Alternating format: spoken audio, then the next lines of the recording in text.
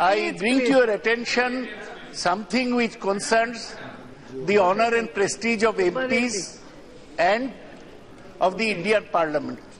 The Supreme Court on Wednesday issued a notice to the central government and to the Election Commission on a petition moved by a NGO, Lok Prahari, as to why the cost of MPs' perks and pensions should be borne by the taxpayers. As you know, Madam, the MPs' allowances and pension is covered by an Act in 1954, which was amended in 2006. By issuing and accepting a notice on MPs' perks and pensions, the Supreme Court is actually transgressing into the area of parliamentary privileges and their rights. We are not asking why the Supreme Court judges are being paid pension, but why should the Supreme Court ask why MPs are being paid pension?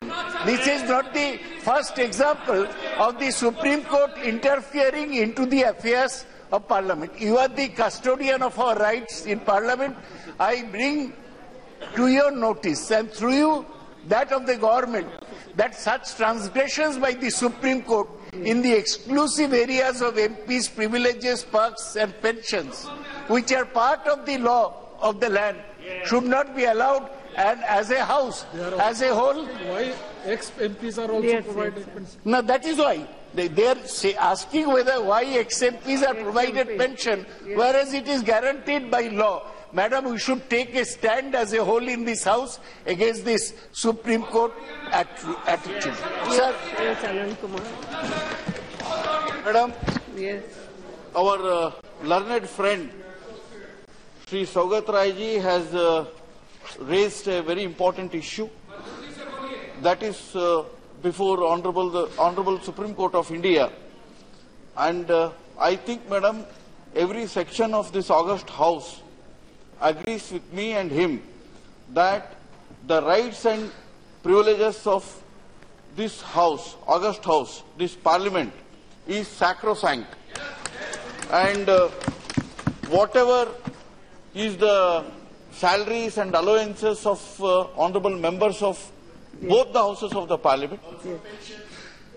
Of course, when I say allowances, it means pensions and other things. Then it is the right of the Honourable House to decide and determine.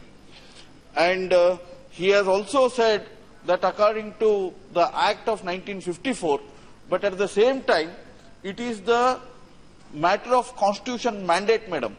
According to Article 106, salaries and allowances of members of either House of Parliament shall be entitled to receive such salaries and allowances as may from time to time determined by the Parliament. And this Parliament has every right to decide about salaries, allowances and pensions, and you are the protector of this right of this Parliament, Madam, and the entire House is with you to uphold this right, Madam. Lok Sabha में आए हैं, हम सभी स्वागत करते हैं आपके तरफ से, और लंबी उम्र उनको दे और लंबे तक जिए और देश की सेवा करते रहे।